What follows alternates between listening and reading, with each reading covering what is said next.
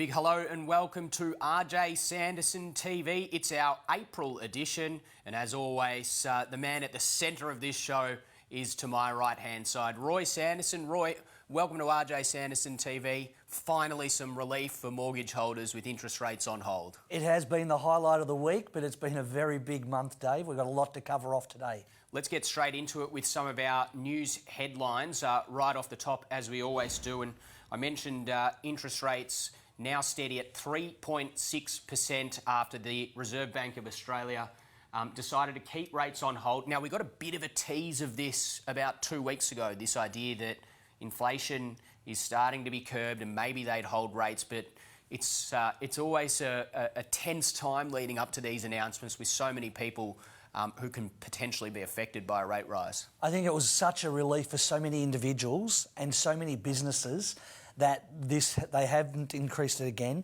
And this graph here, that is the fastest increase in interest rates in the history of Australia. So significant. You can see there that this time last year, April 2022, people were enjoying, and remember this term, Roy, it seems like a figment of our imagination. It's so long ago. Historically low interest rates. That was the term that we heard for 2 years throughout the pandemic. We're at historically low interest rates, 0.1%. We talked about what it was potentially going to be like if we went into negative interest rates, like in places like Japan. But here we are, 3.6%, and people finally with some relief.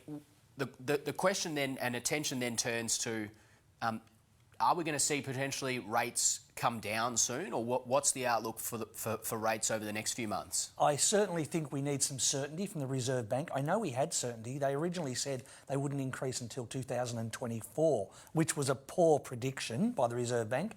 I just think we need certainty, and I'm hoping that we've seen the last of the increases. That is an interesting point you make. They did come out, and Reserve banks across the world, the US Fed came out and said something similar. In hindsight, I think that people want expectation, or they want their expectations managed in these situations, because particularly for something like interest rates, if you can't plan, it becomes extremely difficult to run a business, to run a household, because you're investing in what you think the future looks like based on the statements of these big institutions. So I think it's fair to say that, of everything that people want, they want their expectations managed properly so they can make strong decisions. And they need certainty so that there's no fear factors, and we need to build up the confidence, which is good for the economy. And while there's uncertainty, there's lacking confidence. Perhaps the reason that interest rates were put on hold this time is because the inflation rate is starting to come down. 6.8%, the monthly CPI rate, and you can see there down from 8.4% in December last year. So, looking at that, the trend line is still up. You can see from April 2022 to February, or from March 2022 to February 2023, the trend line's still up, but potentially, if you look at that sort of rolling average of over 3 months, we're starting to see a decline in the 3-month rolling average. Yeah, it's interesting though, if you take it from October, it increased very quickly from October, and it's come down since December just as quickly. So that's quite important that it has come down, which is one of the reasons the Reserve Bank put everything on hold, is because they're waiting to see what happens. And we have so many lenders, borrowers, who are coming off fixed rates. There's so many people coming off fixed rates that we'll talk about later.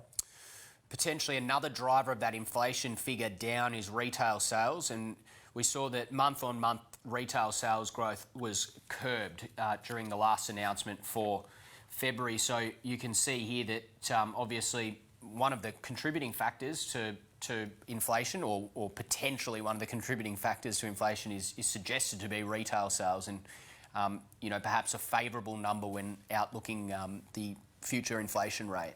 So we're looking at what the Reserve Bank look at, and they have stated in their media release that they look at the inflation rate that we just looked at. They also look at retail sales as well. So they're looking at this, and they're seeing that it has come down a little bit, which is adding to the decision-making tools at the Reserve Bank.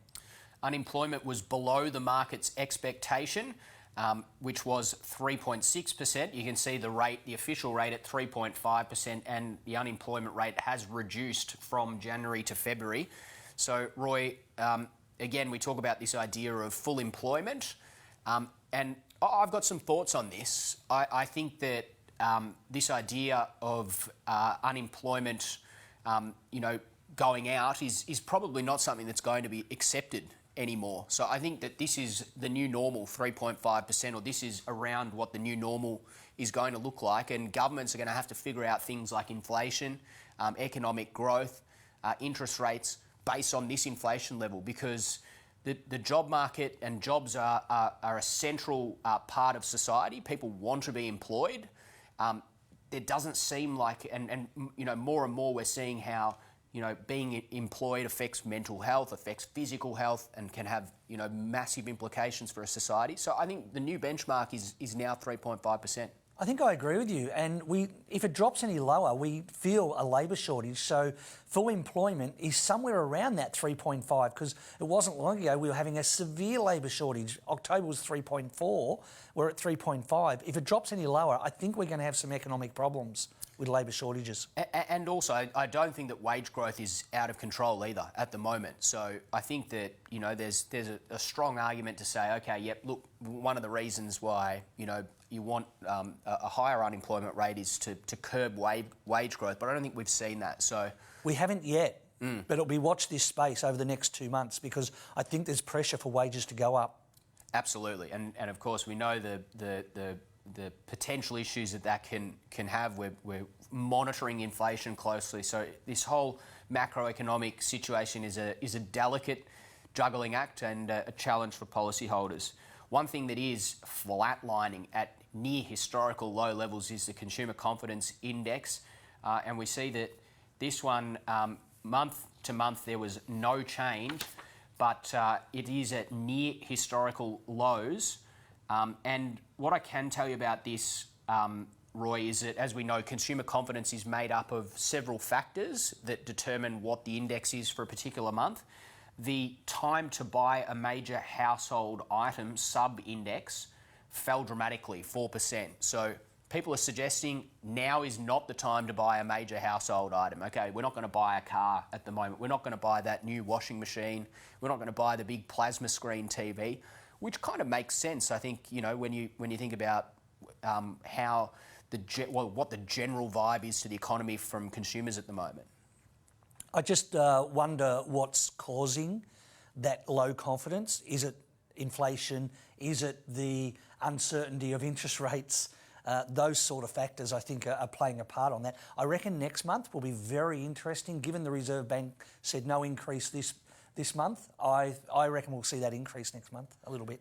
Sometimes I think that people are looking ahead on these aspects, on some of these aspects. Sometimes I question whether they are, and one of the reasons I say that is because we saw such strong retail growth at the end of last year, when I thought, maybe there's not really, it's not really appropriate time to be going out and buying with so much uncertainty.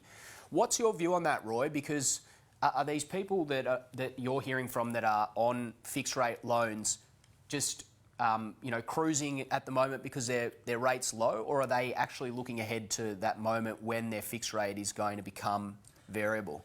No, in actual fact, this week I've spoken to a number of clients who are on fixed rates and coming off down the track, and they are cruising.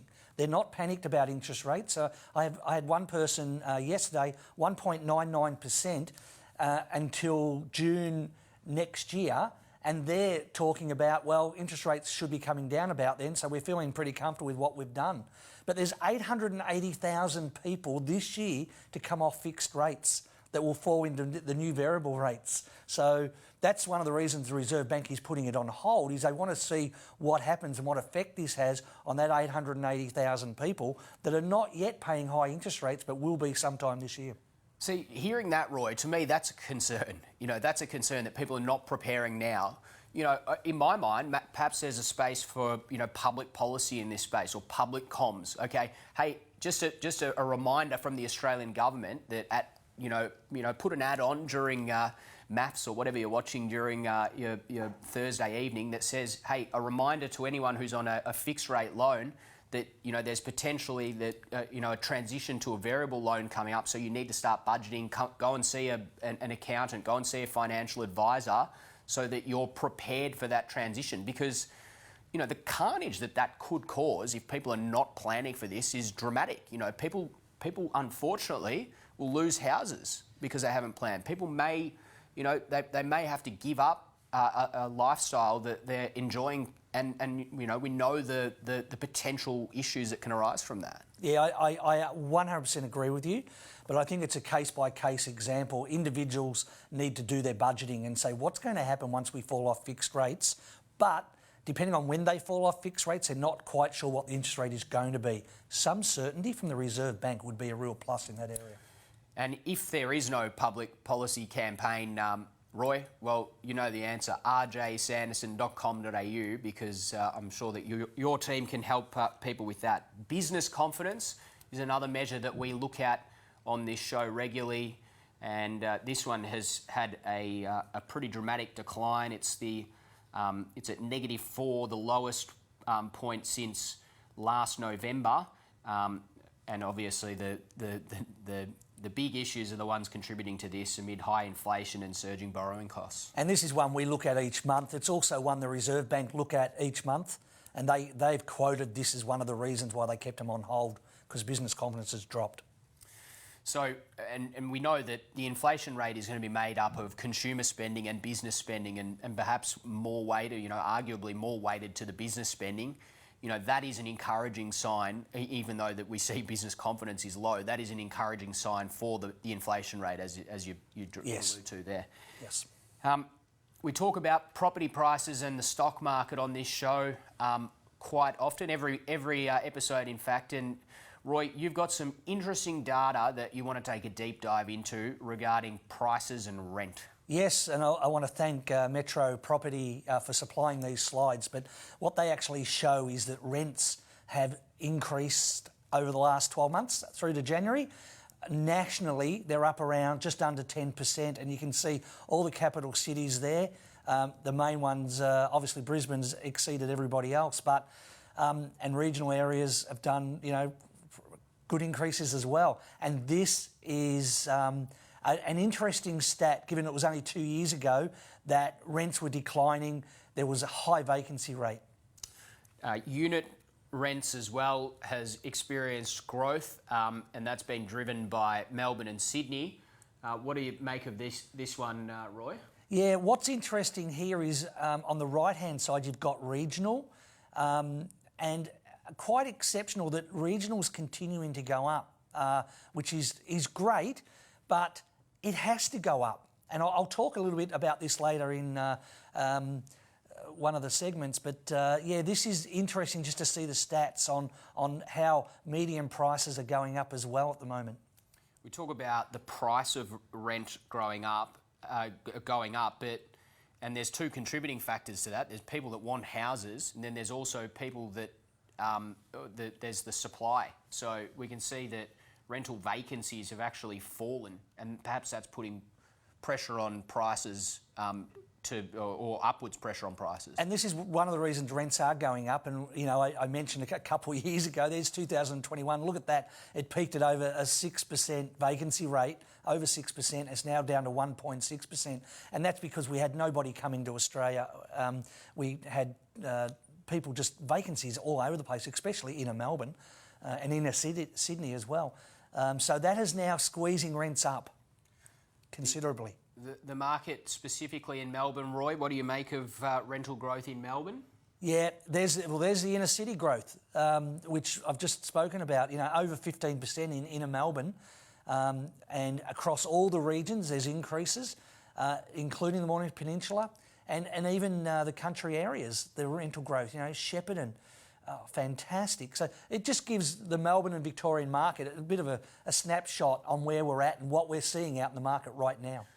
Roy, last time on the show we talked about the webinar that was coming up for potential property investors, having a look at those rental numbers.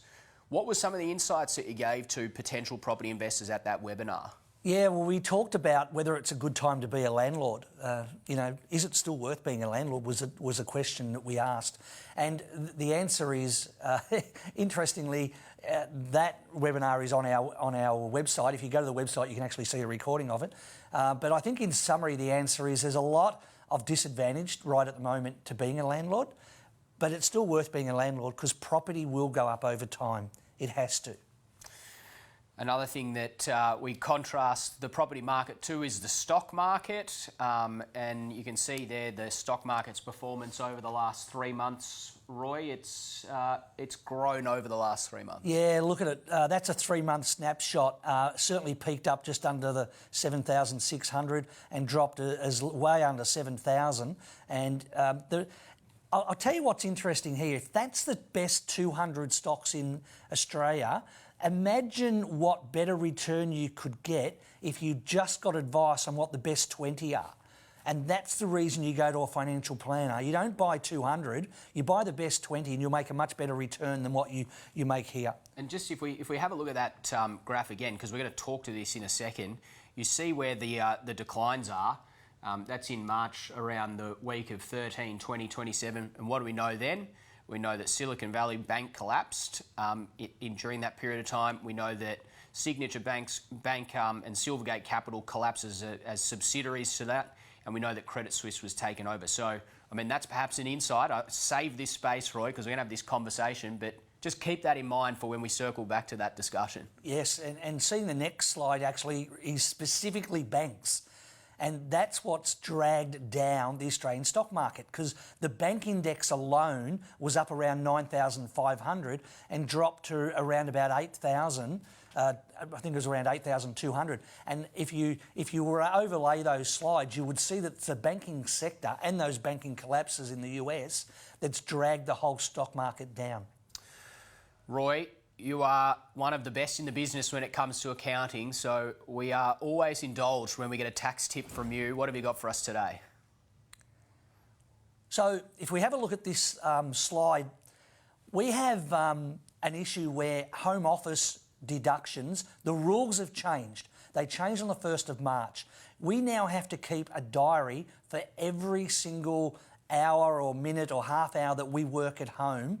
And if we want to claim the rate per hour we work at home, we used to be able to just take a 1 month template, multiply it by 12, and that's how many hours we claim. Now we have to have a diary note for every single hour we work at home. And this hourly rate now includes internet, mobile phone, gas, computers, stationery, all those items listed there.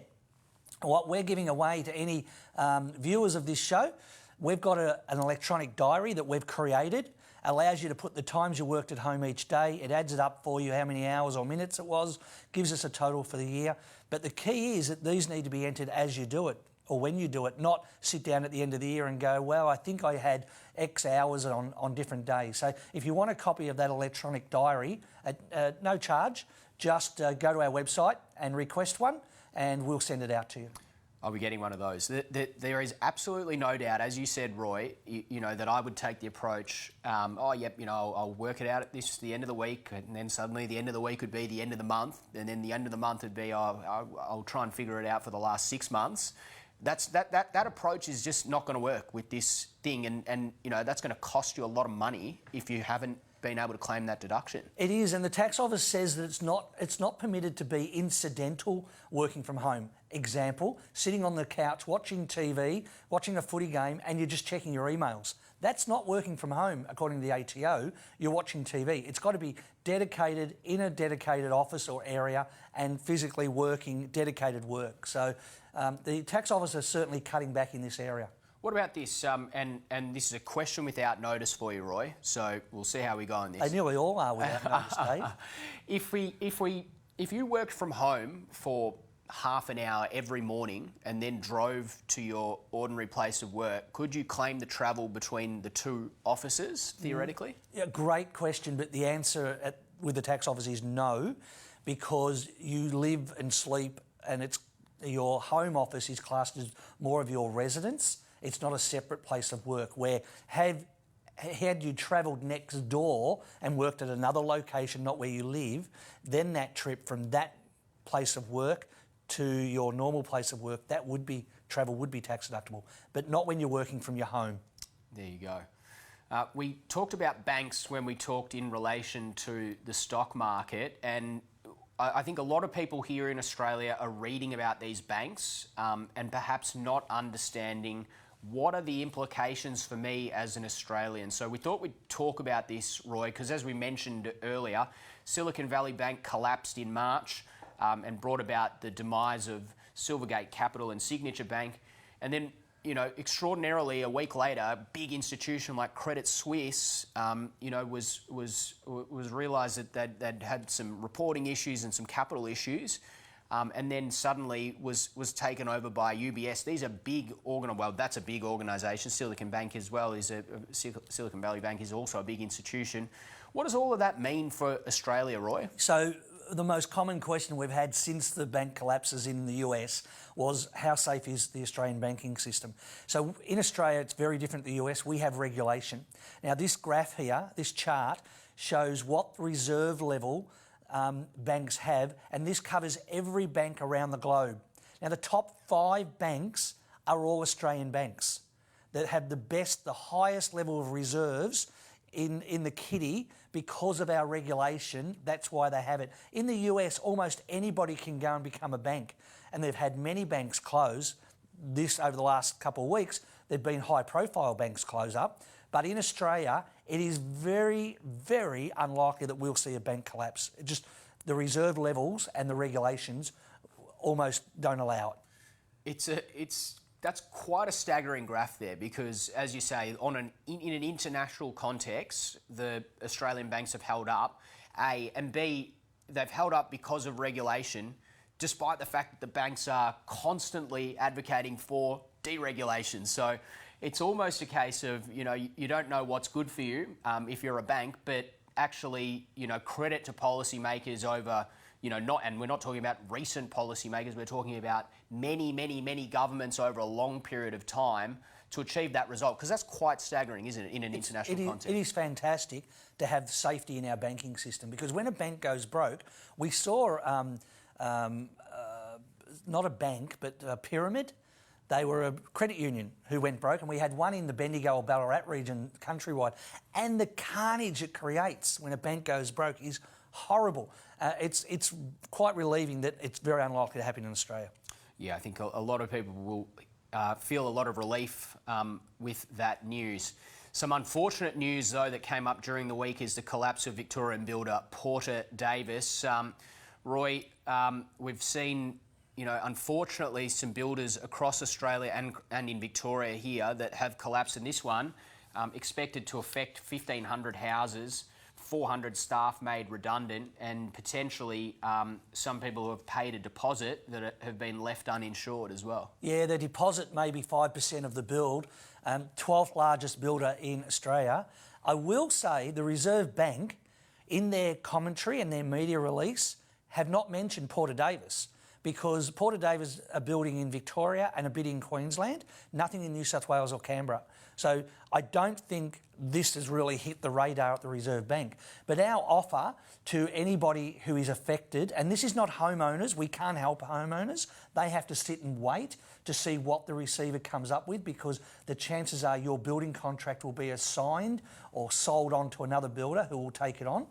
And every homeowner will need to work with that. But if you're a contractor or a staff member of Porter Davis, we, RJS, will give you free consultancy to assist you with your cash flow needs, give you some advice. We're experts in this area.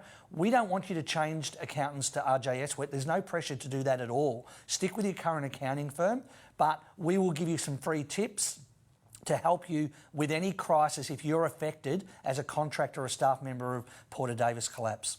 Great initiative, Roy. I think there's some turbulent times ahead for people that are customers there, so hopefully making that burden that they've just encountered less stressful. Now, Roy, this is one of my favourite times on the program. It's time for Roy's Rage. And every week, or every time we do this show, you like to talk about what's getting on your nerves lately. What's your Roy's Rage? Well, this is a current one. The Victorian Greens Party have a proposal that's just been released where they want to freeze rents for 2 years in Victoria, and then after the 2-year freeze, where rents can't go up, they will only permit an increase of rents of 1% going forward. Now, this policy, if it was become policy, I just want to remind the Greens that we need landlords, and landlords currently are dealing with inflationary costs for repairs. There's additional compliance costs. Council rates have gone up. Land tax doubled or tripled in some cases, and interest rates have gone up. So all these costs have gone up for landlords. We need landlords. We need somewhere for people to live and rent. If we don't have landlords, then government money, our taxes will have to go to social housing. So stop kicking landlords. This is a ridiculous policy. I don't like it one little bit, and I think the Greens should hang their head in shame. It's a shocking policy, and it shouldn't come in. Bang.